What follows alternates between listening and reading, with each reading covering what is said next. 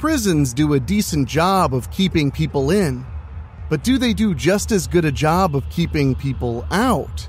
A certain prisoner named Raige Devereux has a lot of enemies on the outside, and some of them have decided to climb down the chimney to deliver their own Christmas fear and murder. What's that? You want to be scared?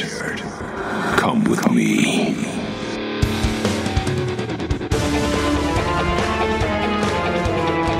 You will experience tales of horror, ghosts, and death. It is not recommended for the weak at heart.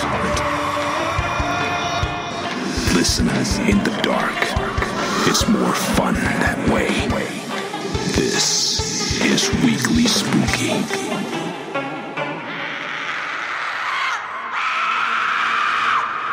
Hello, my spookies. It's Saturday, and it's almost Christmas. And tonight I have the last of the bonus spookies for the holiday season, and this is one I've been looking forward to for quite a while, and I have a feeling many of you would agree. Tonight marks the return of Raige Devereux. That's right, the Angel of Death, Strickfield's most prolific serial killer of serial killers. Raige has now been placed in the penitentiary, but on this Christmas night, very few are truly penitent. But before we get to that, I just want to say thank you so much for allowing me to be a little part of your holiday festivities, allowing me to entertain you while you're working hard to get your holiday ready to go. Whether you're working a job or preparing your home or traveling, I'm happy to be in your ears with some holiday cheers and, of course, fears. So, thank you so much for joining me, and please make sure you're subscribed. From what I've heard, tomorrow we're going to have a very special unknown broadcast. And on Monday, Monthly Spooky is airing. So on Christmas Day, we'll even have something for you to listen to if you need us. And we're happy to be here for you. And if you love what we're doing, now is the best time ever to join our Patreon. We just hit 92 backers. If we could hit 100, it would be a Christmas miracle for me. It's as little as $1 a month, and you get 2 bonus spookies every single month. All you have to do is go to weeklyspooky.com, click on Patreon, and choose the tier that fits you. From the bottom of my heart, I really appreciate the new backers and all of you who have stuck with us, some of you, since the very beginning over 3 years ago. But now, my friends, I can't wait anymore. It's time for the return of Raige. After these quick words.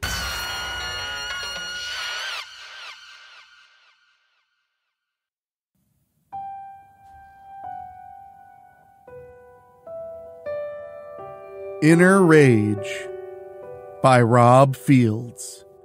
Chapter 1. Christmas Eve is here again. Only this year, and the many others that follow, I'll be spending it at Glenview Correctional Facility, which is located just a short drive from North Ridgeway. This place has been my home ever since I turned myself in, shortly after bringing down the Queen of Hearts serial killer.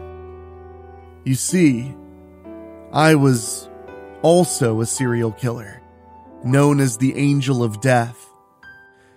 Keep in mind, I never referred to myself as that. It was simply what the media called me, mainly because I only killed people who I believe deserved to die, like high-profile criminals and other serial killers.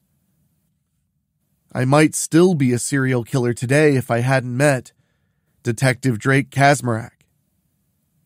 Drake seemingly came to Strickfield, where I was attending university at the time, to fill a detective opening that his uncle had in the police department. In truth, Drake was in Strickfield to find and capture me. Drake had done much homework and determined I was in that very village. Shortly after he arrived at the station, I showed up at the request of Chief Jeffrey Kazmarek.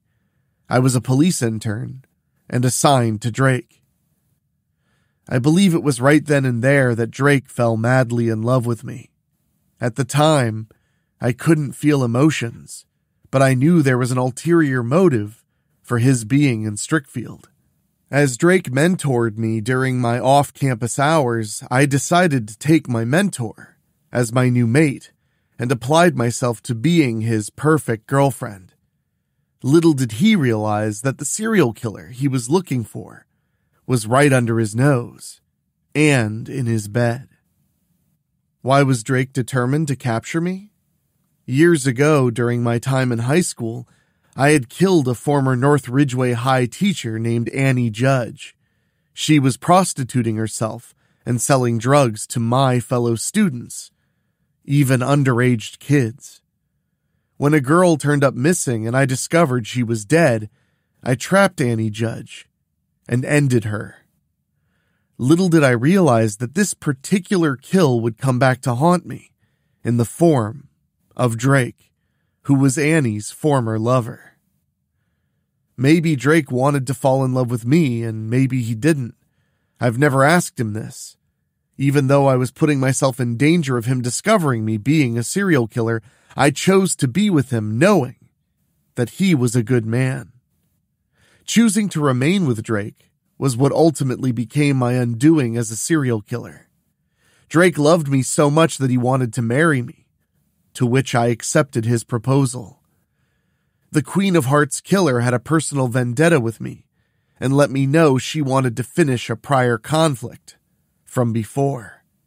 I was ready to kill Rigby Brewster, the Queen of Hearts, but Drake begged and pleaded with me not to end her. It was in that one moment that he took me in his arms and kissed me. It was that one magical moment, that one triggering event I waited my whole life for. Drake had finally caused me to feel the very emotions I had longed for. In that moment, I knew I loved Drake the same way he loved me. Even though Drake had finally found the person who had killed Annie Judge, he couldn't forsake me. He still wanted to marry me. I can swear by it that Drake is one of the most honest cops you'll ever meet. He was always by the book on everything, even when he was mentoring me in my university years.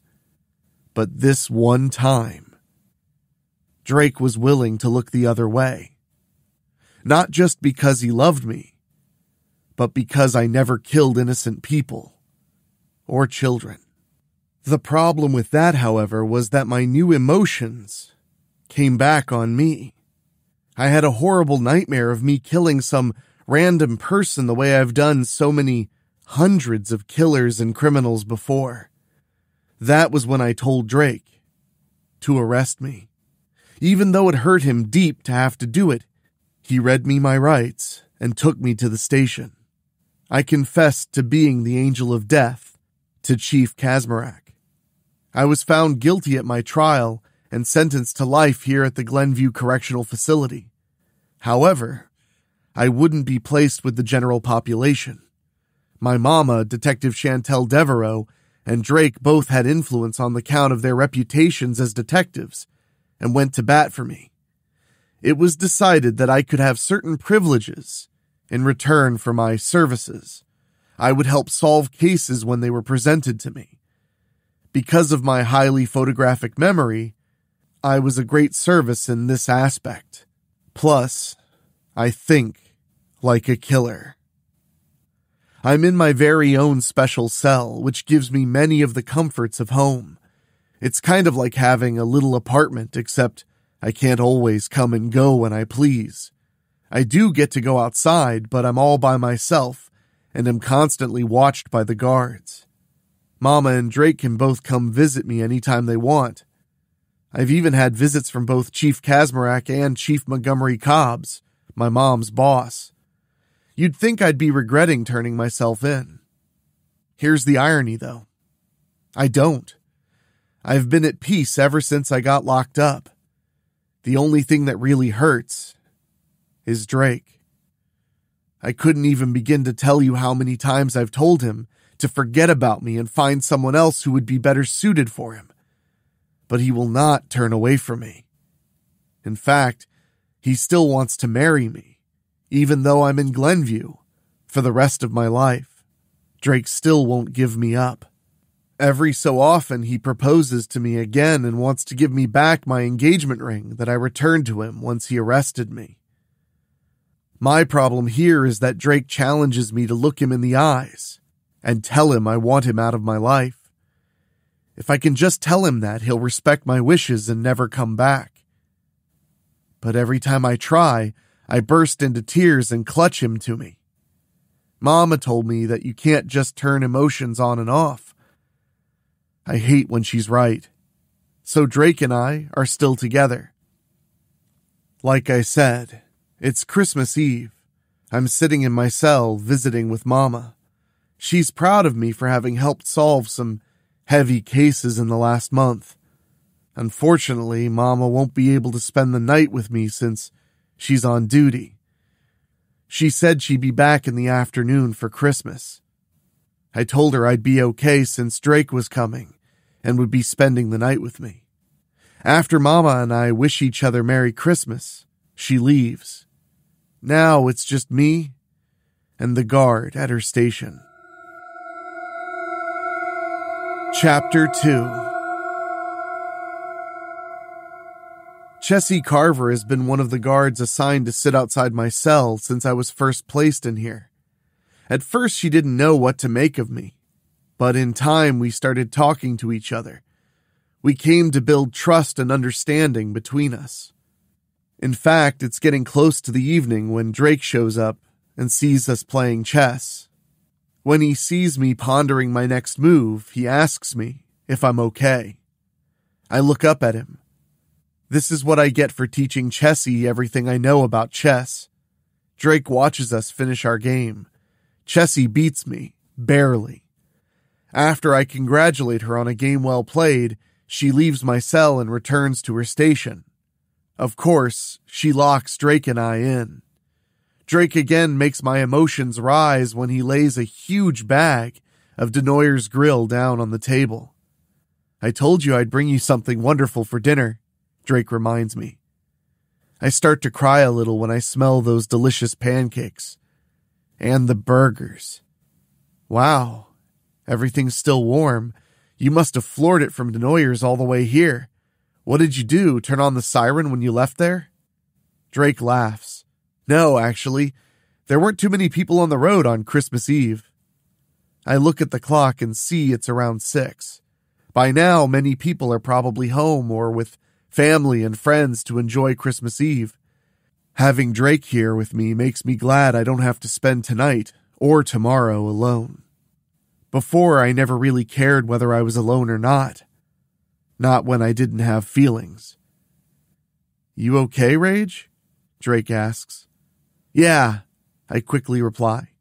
I'm fine. We look at each other for a little bit. Then Drake moves and sets the table. When he's done, he's laid out a nice feast of breakfast and dinner foods. Dig in, Drake invites me. Chessie gets up and leaves for a little bit. Normally, she's not supposed to do that, but she kind of makes it a point when Drake and I are together like this.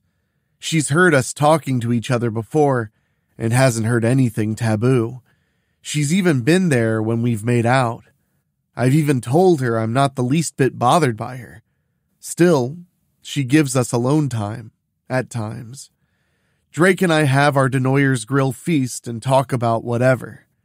Drake again thanks me for all I do with helping the police force, in spite of my current situation. Drake and I finish eating. I clear off the table and throw away the trash.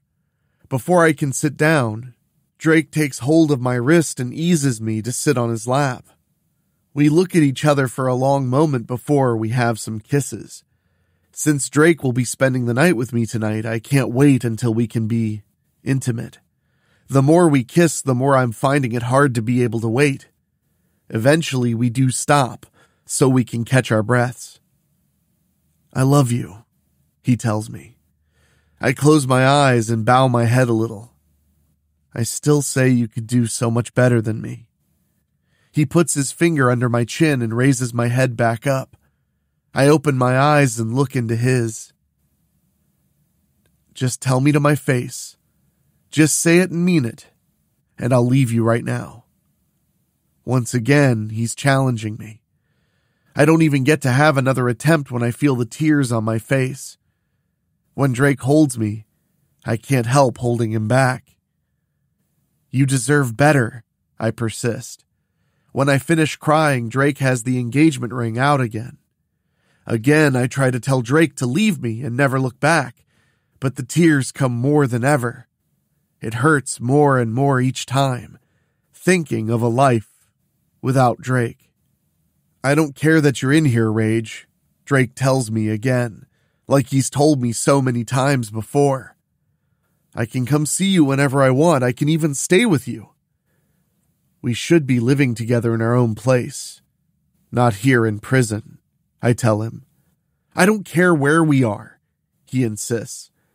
You'll always have me in your life. I'm never letting you go. I quickly get off Drake's lap and tighten my fists. But what will your family say about you marrying a serial killer? I told you how many lives I've taken. Drake gets up to confront me. I don't care what my family says. I only care about you. I really tighten my fists now. I won't let you throw away your life on me, Drake. I feel myself really shaking now. I'm practically sobbing. Just as I'm about to scream for him to leave me, I fall to my knees. Drake lowers himself and comforts me, as he's also done so many times before. Am I really so scared of losing him? Yes. I'm reminded of that again when we're kissing. I can't wait any longer. It's when I hear Chessie fastening the locks on my cell that she knows we need our alone time. It's once we hear her leave and lock that door behind her that we quickly work to get each other's clothes off. You're not safe yet. Weekly Spooky will be right back.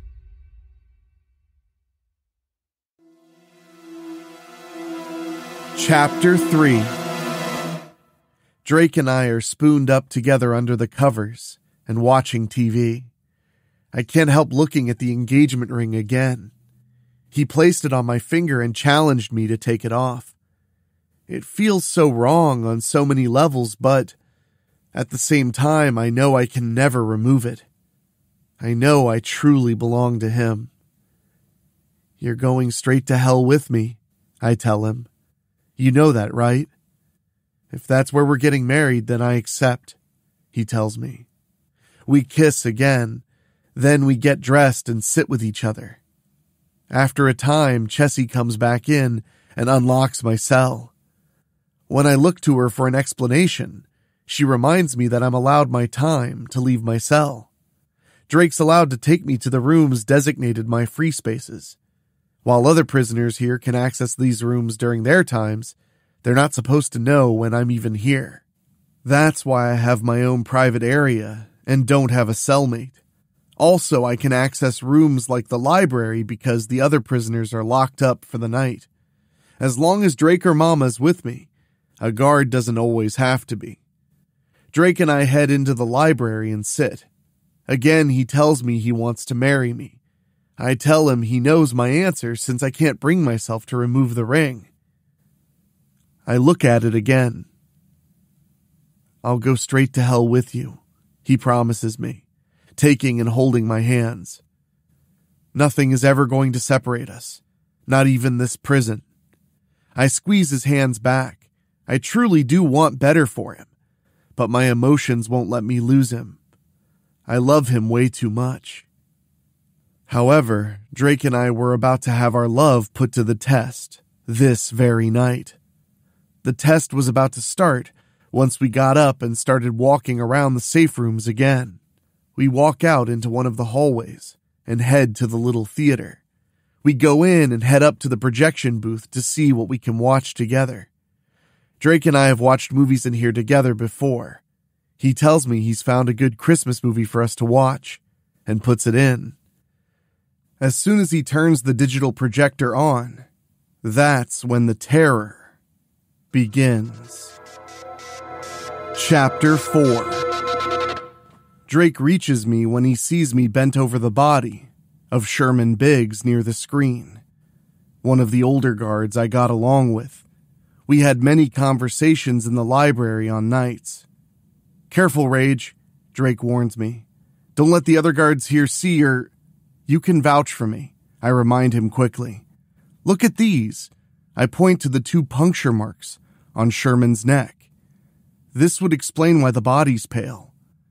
When Drake looks at me, I can tell he really doesn't want to believe it. Oh, if Mama saw the look on his face right now, she'd be giving him hell.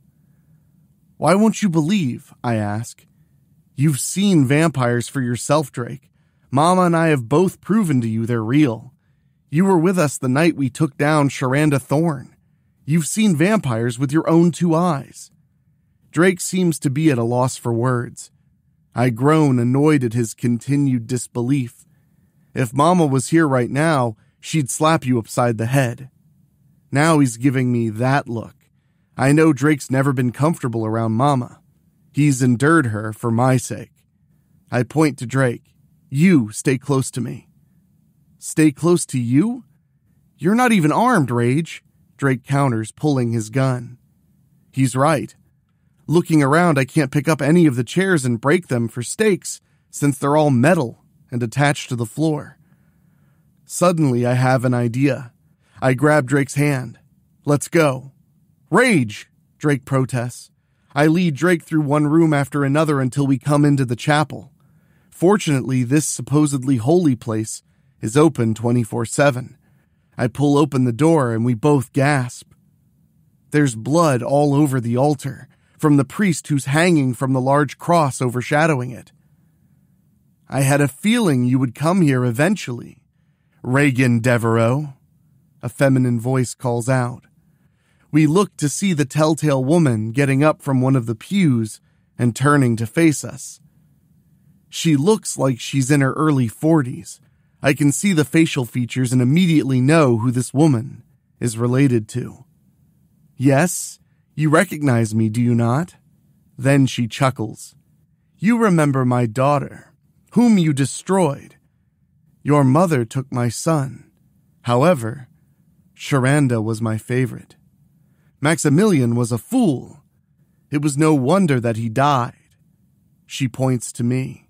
"But you killed my daughter, and I must now rectify that." "By killing you," she smiles wickedly, "and the man you love." She holds her hands outward. "Naturally, you came here to seek weapons to fight us with." When she sees the look on my face, she knows she's got the upper hand. "You did not think I would come to this prison alone. Oh, I will battle with you myself. I just needed my minions to make sure it would be just the 2 of us. There are no other guards here to help you now." She raises her finger. "And you need not worry about the prisoners. They shall remain locked in their cells. Ah, here they are now. Now I see there are other vampires emerging from their hiding places.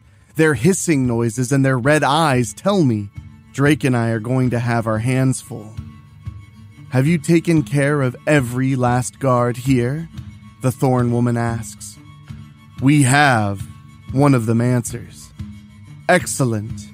Then she looks back at me. "We shall play a little game, you and I." Suddenly she appears right in front of me and knocks me on my ass. When Drake raises his gun, she snatches it from him and crushes it, much to his horror and disbelief. Next, she grabs Drake and tosses him to her minions. They grab him and keep him with them. When I get up, the woman is in my face now. "I could easily kill you right now, but that would be far too easy. Sharanda would never want me to kill you easily. No, I taught her to be more ruthless than that. Oh, where are my manners? I know your name, but you need to know mine. I believe you must know I am a thorn, but you may call me Naranda." When she sees me looking uneasily at Drake, She turns my attention back to her. You need not worry about your lover, Reagan. She addresses her minions. Under no circumstances are any of you to harm that mortal in any way. He is to be the prize in our contest. Am I understood? When I hear the minions agree to her commands, Naranda turns her attention back to me. Here are the rules of our contest. I shall give you a 15-minute head start. From there, I shall hunt you down myself. My underlings will keep your lover safe and secure. You have until the end of Christmas Eve, just under 3 hours. If you're still alive at the stroke of midnight, or in the unlikely event that you and me, both you and your lover, have earned your freedom and your lives. However, when I find and destroy you, then my reward shall be both vengeance for my daughter, and I shall lay claim to your lover by siring him and making him my new husband. Then Naranda laughs coldly.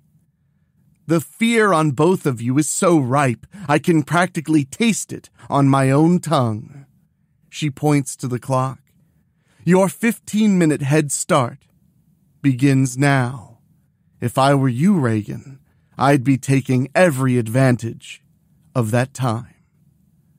I have no choice. Fortunately, I know enough about Glenview to have an advantage over these blood-sucking freaks. I just know I have to save Drake. I turn around and run out of the chapel. Chapter 5. It doesn't take me long to find some tools to help me. I came across a few of the bodies of the guards. Naranda wasn't lying when she said her minions took them all down. They're all pale, which means they were drained of their blood. I find keys and key cards on the first guard. On the next one, I find a gun and take it. I won't be able to use it against Naranda or any of the other vampires, but it's better to have a gun than have nothing at all. I won't let Naranda take me unarmed. If I go down against her, then I'm going down knowing I was fighting. I've been counting the time in my mind. So far, I haven't seen her. When I come into the gymnasium, I see the big clock on the middle wall. And see, Naranda has kept her word. I've got 1 minute left before she'll start pursuing me. I'm shaking as I'm trying to keep my focus. I've never gotten used to the feeling of fear. I hate to admit it, but I'm really scared. I'm scared that Naranda will kill me. But I'm more afraid she'll make good on her promise to Drake. The 15 minutes are up now. Naranda lets me know when I hear the long, shrill whistle. Hard to believe that vampire kept her word. I'll have to consider the possibility that she may be a master vampire. If she is, then I'll have to both stake her and cut her head off. Then I remember telling Drake how Mama would have slapped him upside the head for his disbelief. Mama would give me hell if she knew I wasn't thinking straight and not calling upon the lessons about vampires and other supernatural beings she taught me. No, Mama's not going to find my dead body. I'm not going to let Mama down again. Not like this. Mama taught me better than that. I'm not going to let the man I love down either. I may not have the bloodlust anymore, but that doesn't count against vampires. They're already dead. I still have my highly photographic memory. I still remember each and every kill I've ever done, how they died, what date, and what I destroyed them for. I remember everything Mama taught me regarding the supernatural. My mind is how I'll destroy you, Naranda.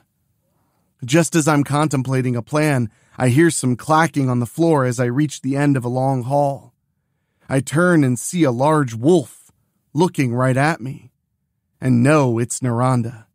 She changed into a wolf and tracked me down by my scent.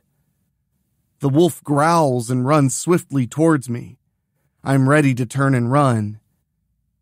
But I don't have to, do I? In that moment, I lose my fear and look right at Naranda as she's closing the gap between us. I've got grim determination now and know how I'm winning this round. That's it, Queenie. Just keep on coming. I'll show you how I've dealt with bad dogs. In fact, a very bad dog was my first kill. A very bad dog was how I learned I was a serial killer. Just as Naranda is ready to leap up and at me, I drop my gun and suddenly snatch her and drive her right to the floor. Just as quickly, she springs back to her feet and bites me on the wrist. Even though I no longer have my bloodlust, I still feel very little pain. This is a double-edged sword for me. I just told you the positive side. The negative is that I can become injured and not know it, which means I can potentially bleed to death. Now I'm mad. Wow, I really love being mad. I'm wishing I could have felt this emotion much sooner. I'm so mad right now that I roar and kick Naranda hard in her chest, enough to make her break her hold on my wrist. While she's stunned, I lower myself to take hold of the back of her head and her muzzle and snap her head hard enough to hear her neck break. Naranda yelps and goes limp. No, I haven't defeated her, but I have temporarily stunned her and bought myself a little time. I spring and slide the door shut before I run again. I know these doors are sealed enough to prevent smoke from penetrating them, which happened many years ago when prisoners got loose and rioted. This was long before I was born, by the way. Also, Mama was at university and wasn't in North Ridgeway around that time. I'm already concocting another plan and am finalizing the details when I hear the sliding door give way. Naranda had to have returned to her human form after she healed from her neck injury. She either snapped the locks on the sliding door, or she warped past it. As long as Naranda can't see me, she can't warp right to me. Unfortunately, turning off all the lights won't help me, since she has vampire vision. I hear clacking on the floor again, and know she's returned to her wolf form, likely tracking my blood this time. Precisely what I was counting on. In fact, Naranda, I already know how I'm going to defeat you, at least. Yes, you kept your word by giving me a 15-minute head start that you promised, but that doesn't mean you'll keep your word about releasing Drake when I defeat you. And trust me when I say, your punishment shall most certainly fit the crime. Like I said, you're dead. Even though I no longer have my insistent bloodlust commanding me to take lives from before, I don't have to feel guilty about killing you, since you're not alive. But in order for me to accomplish my objective and defeat you and your minions, I have to get to one specific area of the prison. It'll be there where we finish our game. I run down a couple flights of stairs to get to the ground floor and head to the laundry room. When I get inside, I quickly remove my clothes, underwear too. First, I take care of my bites by rinsing them out and using clean cloths to bandage them. Now I grab some dirty clothes out of one of the wash piles and quickly put them on. These clothes really stink, but they may be enough to conceal my own scent. After slipping my feet into shoes I find, I get out of the laundry room and resume my destination. A few moments later, I hear a loud, shrill scream. Sounds to me like Naranda's lost my scent. I know I can't gloat too much. Naranda knows other ways she can pick me up again. She's been a vampire for far too long to not have other means of detection, including picking up the smell of my blood again. Are you afraid? Good. Weekly Spooky will be right back. Chapter 6. I'm proven right when I go to cross through another hallway. I'm about to shut that sliding door behind me when I feel Naranda's close. Suddenly, the door comes flying away. Naranda gasps with either happiness that I'm giving her a challenge or that she's finally caught up to me. Who can say? Please do not make this easy for me, Reagan, she says. I still wish to have fun with you. She licks her lips. And your blood tastes just delicious. I was hoping I wouldn't have to use these yet, I tell her. But you're not leaving me with much choice. I step up to her.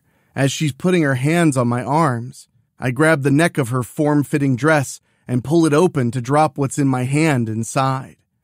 Naranda shrieks and screams when she feels the holy wafers I managed to snap up at the bloody altar burning her flesh. Both her skin and the gown are aflame. Since she's going to have to sort that out, I've got time to run again. I don't know how much time I'm going to have before Naranda will be back to hunting me again.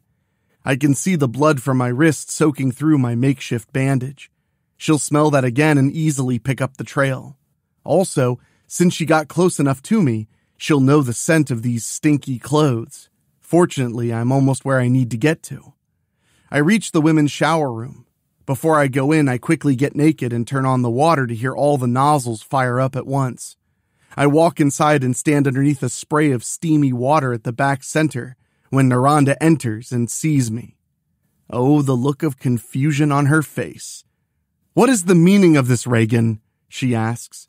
Then she smirks. Are you offering yourself to me to save your lover? Is that what you really think? I murmur, running my hands from the front to the rear of my long, wet, dirty blonde hair. She's really confused now when I raise my finger for her to see. Next, I move my finger to my neck and trace down in between my large breasts, all the way to my belly button. Then I trace my finger across my skin, just underneath my breasts. The water continues to spray down on me as I just stand there and wait for her. I'm all yours, Naranda, I tell her. All you have to do is just join me in the shower. Then I smirk.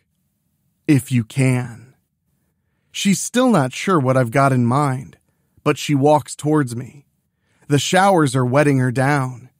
It's when she starts to come under my spray that she suddenly cries out in pain and hisses as she gets away from me. What is this? She demands. Then she tries to come and grab me again. Like before, her skin burns when the water spraying from my nozzle touches her. As for me, I'm fine. The water's warm to hot, but not burning me in the slightest. In fact, the water feels very relaxing. Naranda tries grabbing me a couple more times. In determination, she warps behind me and wraps her arms around me.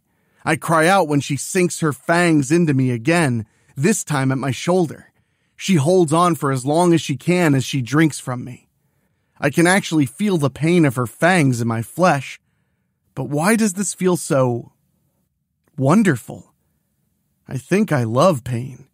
Naranda can't hold on to me anymore since she's in way more pain from the water than what she's giving me. She finally lets go and warps away from my shower spray. Shit, I'm bleeding again. Naranda glares at me now. Much to my surprise, she's not the least bit angry with me. Yes, you are giving me quite the challenge, Raige Devereux. She licks her lips. Your blood is so incredibly delicious. I think I may just keep you and drink from you on special occasions.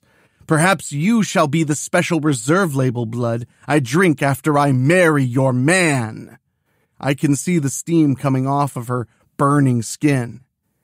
How are you able to be safe from me under your shower? It's not this shower alone, I inform her.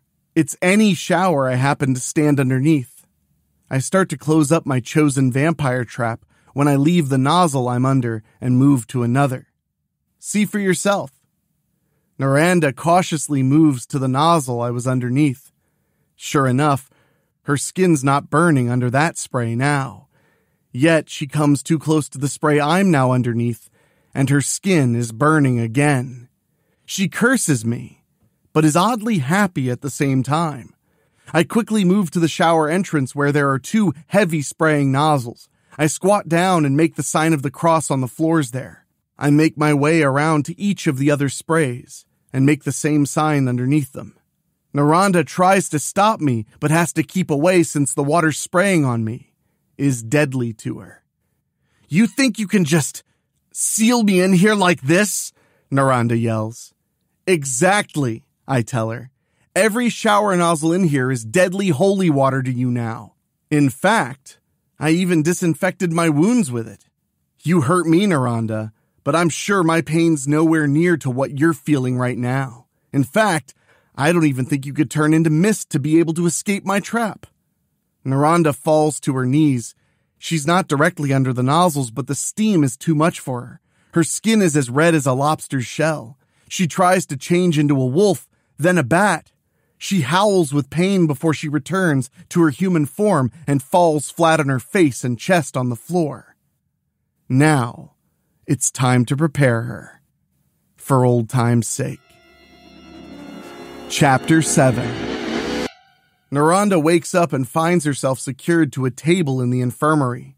She tries to sit up but finds she can't move. Like your daughter before you, I've bound you with a crucifix, I tell her. You're mine now. Naranda is still badly burned from being in holy water showers with me. As for me, I'm dry now, aside from my hair.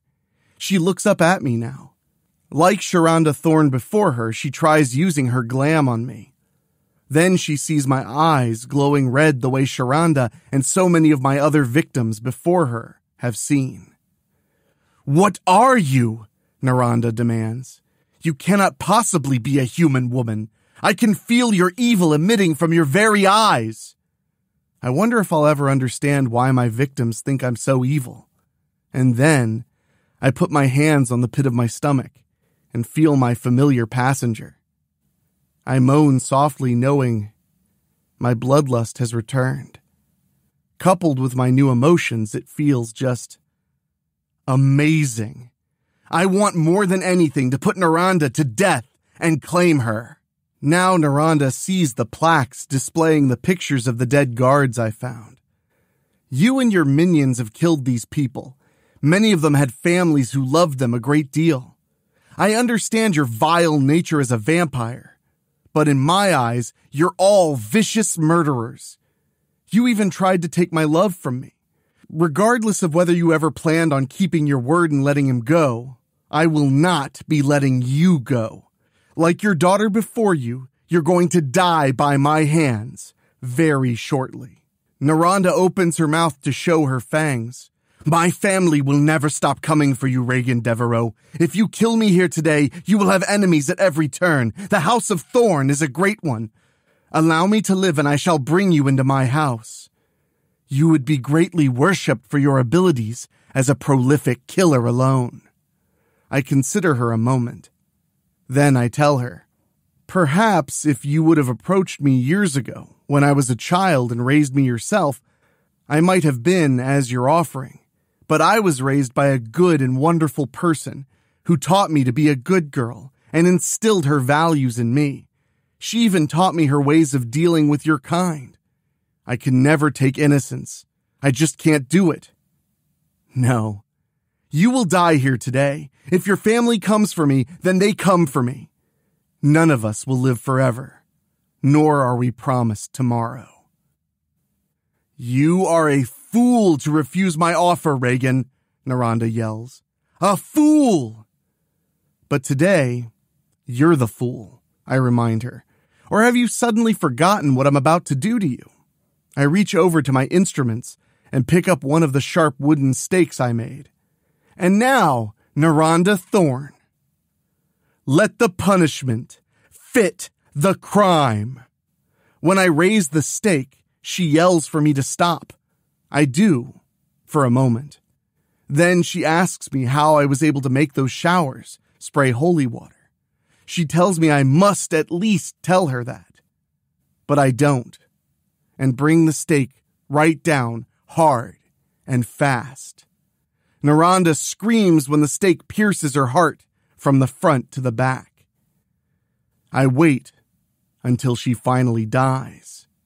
However, her body doesn't immediately start burning into ash, which means Naranda Thorne had lived long enough to become a master vampire. I pick up the blade I made in the maintenance shop a block away and use it to decapitate her. I grab her hair and lift her head up high. feeling both my emotions and my bloodlust together. I've never been more excited. I've just killed my first ever master vampire. Mama will be so proud of me. I think I'm even crying with joy now. So, how did I make the shower spray holy water? Well, when I turned 18, Mama had me do something really strange. She made me sign up online to become an ordained minister. Mama and I don't believe in the existence of God or Satan, but she explained that using artifacts of the holy and being a minister doesn't mean faith in God. It means believing that these weapons can protect you against the beings who are vulnerable to them. Now, do you understand? I simply blessed myself and the spots on the floor in the shower to turn the water holy. Like I said, Mama taught baby well. But today I learned a valuable lesson that the master vampire I just killed taught me before I ended her. I know what I need to do now. It's time for me to go find Drake and show Noranda's minions that she's lost our contest. After placing Noranda's body in the incinerator, I gathered the stakes I made, armed myself with a few crosses, and pocketed several bottles of holy water. I'll go down fighting if that's what those vampires want.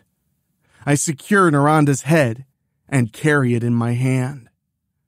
I'm coming for you, Drake.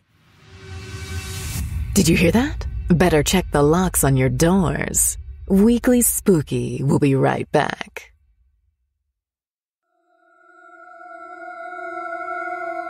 Chapter 8. You're never going to believe this. I returned to the chapel ready for the fight of my life. I was truly ready to die to save Drake. I came into the chapel and held up Noranda's head for her minions to see. Your master is mine, I yelled. Honor the bargain and let Drake go, or come out here and fight me yourselves to keep him. My bloodlust is really hungry for more vampires, but it would not get any more today. The bodies of Noranda's minions, or rather their ashen remains, are everywhere. I do find Drake behind the altar unconscious. I check him over and see he's not bitten, even using a mirror to see his reflection. Knowing he wasn't sired, I shake him awake. As he struggles to come to, I know that he was glammed. I look around to see if there are any other vampires waiting to attack. But they don't. Raige? Drake utters. Are you all right? I ask, helping him to his feet. Drake gasps when he sees Noranda's head on the altar. Then he sees the look on my face and knows what I'm about to say isn't going to be good. Raige? He utters again. I look him in the eyes. I'm not going to marry you, Drake. In fact, it's over between you and me. I really do mean it this time. I remove the engagement ring and place it in his hand. But Raige, he stammers. He doesn't see me cry like I've done many times before when I couldn't allow myself to be separated from him. Go and live your life, Drake Kazmarak, I tell him. I'm going to be in this prison for the rest of my natural life, and that's not fair to you. While you were able to come and visit me here and even spend nights with me, you can't ultimately live here with me. Ultimately, you won't want to live with me. I've taken far too many lives. I don't even know if I'm human or not. I just killed this master vampire and I loved it. I step away from Drake. I mean it. Leave here now and go live your life. Find yourself another mate to be happy with. All I'll ever bring you is misery. You may not think so now, but over time, you're going to wish you'd never met me. Or did you forget why you came looking for me in the first place? I tighten my fists and scream. I killed Annie Judge! Now Drake is finally looking at me the way I knew he would. I can see some contempt on his face. I killed Annie Judge, I repeat. I will never regret killing her, Drake. You and I both know why she deserved to die. In fact, I will never regret killing any of my victims. I grab and raise Miranda's head again, including this master vampire. I glare at him now. He gasps when he sees how red my eyes have become. Don't you understand? I'll never be your perfect mate. I'll never be a normal woman, and you deserve so much better than me. I put the head back on the altar. I release you, Drake. Go and live the rest of your life. Hopefully you'll be able to find someone who can truly make you happy. You're a good man, but I am not a good woman. I told you a long time ago that I'm damaged and can never be made whole again. Leave me now and never return here to see me ever again. In fact, I will leave instructions that you are banned from seeing me, unless it's for a case you absolutely need my help on. Drake doesn't say anything to me. I know I've hurt him again. I know I hurt him deep when I killed Annie Judge, but this will likely hurt him just as deep. In time, he will heal. I follow behind him where I can see him, and he can't see me. I watch from an open door as he gets into his car and leaves. Wow, I left him so distraught that he completely forgot. I can easily walk out of Glenview altogether. I could literally be a free woman this very night. Or rather, Christmas Day, as the nearby clock strikes midnight. I know I have the skills to be able to stay on the run and avoid law enforcement. I could even leave the country and live somewhere free of this place's rules. The ironic truth here is, however, that I really don't want to go. I know I've done wrong, in spite of the fact I've saved so many lives and claimed so many corrupt souls. The truth is, I still continue to feel very much at peace here. It's then when it begins to snow. I stand in the doorway and watch it come down. The Christmas lights that line the fence aren't the prettiest to look at, but I'll take it. Suddenly, I feel somebody near me. I turn and see Chessie Carver. Reagan? She utters. She and I look at each other. I'm so overjoyed that she's okay. Looks like she probably got knocked out. Chessie sees I can easily escape Glenview. She doesn't even have her gun on her. She has her belt, but no gun. Chessie gives me a beckoning look. Please do the right thing, Reagan. Don't escape. I give her a warm smile and approach her. I think she's wondering if I'm going to kill her. But I wrap my arms around her. Then I feel her hug me back. I just wanted to see the snow. I tell her. It's Christmas now. I'm so glad you're all right. We hug for a moment. Then we come apart. Chessie seems more confident in me now. Want to take me back to my block? I ask. I promise I won't fight you. Chessie nods. I hold out my hands for her to cuff me, but she takes my hand. We walk back to my block where I let her open my special cell and watch me go back inside. It's only minutes after she locks me up that the state police finally arrive. Chessie tells them everything she knows. Seeing I'm in my cell, they don't even question me. As for Drake, no one ever knew he was there during Miranda's raid. It's 1 week later, New Year's Eve. Chessie actually agreed to sit at her station and watch me tonight. She could have gone to be with her family and friends to watch the ball drop or whatever people do to ring in the new year. Mama was already here and we spent the day together.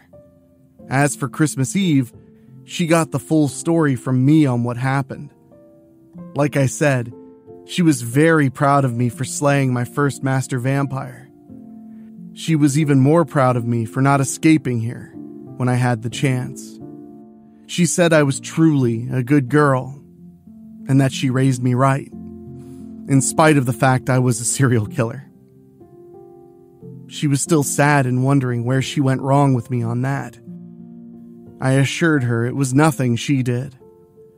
She also said she was very sorry for what happened between Drake and I. Speaking of Drake, he hasn't been back here since Christmas Eve. Aside from Mama, the only visitor I got was Chief Cobbs from the North Ridgeway PD. He had a case he wanted my help on. Once I cracked it, he thanked me personally. Now I'm here with Chessie. She's not Mama, but she's a motherly woman to me just the same. She later told me that I had saved her daughter's life years ago, when a rapist tried to take advantage of her. She told me the name of the man. Yes, I did kill him, for that very reason. I didn't admit to it, but Chessie said I didn't have to. She even called me a good girl, too. As Chessie and I are playing another game of chess in my cell, she gets a call at her station phone. I wait while she goes and answers it. Then she looks my way and tells me I have a visitor. She doesn't know who it is and asks if I want to see the young woman waiting for me. Who would come to visit me on New Year's Eve? I wonder out loud. Then I nod and tell Chessie it may be a law enforcement official with another case for me to work on. Chessie confirms the meeting as I come out of my cell to walk with her. Chessie takes me to the room where I get my cases, but it's not any kind of law enforcement person that I've ever seen. It's a girl who looks to be either 17 or 18. She's very skinny and has long blonde hair. Then I see her red eyes and know immediately that she's a vampire. I turn to Chessie and nod once. I'll be okay. Chessie nods once herself and leaves, locking the door behind me. Then I sit down across from this vampire. Raige Devereux, right? She asks me. Or do you prefer Raige?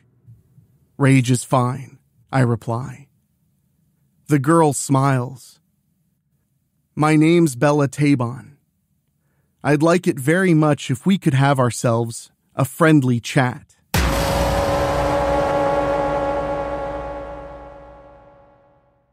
I can't lie, I got choked up. That was a great, fun revisit for Raige. And when Rob and I decided we were going to do this, I got very excited. Raige is one of those characters that I've watched grow and blossom here on Weekly Spooky, and Rob has been kind enough to involve me in the creative elements. So, in a way, she kind of feels like my baby too. I hope you enjoyed that story as much as I did, and I hope it's helped you feel very Christmassy, but in the most gory and bloody kind of way. And with Raige and Bella Tabon meeting up, who knows what could be coming down the pike? I guess the only way to know for sure will be to subscribe, because in the new year, some stuff is gonna go down. I tell you right now. And sincerely, thank you so much to our new Patreon backers. You guys are amazing and really helping me enter 2024 with a massively positive attitude about Weekly Spooky's future. And if you want to join up the Patreon and help guarantee that future goes on and on and on, just go to weeklyspooky.com and sign up for as little as $1 a month, and you'll get two spookies every single month as a bonus and a token of our appreciation. And speaking of, I want to say an extra special thank you to our Patreon podcast boosters, folks who pay just a little bit more to hear their names on the show, and they are Johnny Nix, John Callan, Bobbletopia.com, Megan Hua, Julia Kirsch, Brent McCullough, Steve King, Karen Weemet, Jack Kerr, and Craig Cohen. Thank you guys from the bottom of my heart. And don't worry, next Wednesday, we'll be back with a brand new New Year's story just for you. And of course, we have a show tomorrow and Monthly Spooky on Christmas Day. But now I've got to get out of here. There's so much to do, and that includes celebrating and making merry. So for myself, for my executive producers, Rob Fields and Mark Shields, for my producer, Dan Wilder, my composer, Ray Mattis, I will talk at you very, very soon. And Merry Christmas, guys. Thank you for listening. Make sure to find your way back next week. But for now, you are safe. Trust me.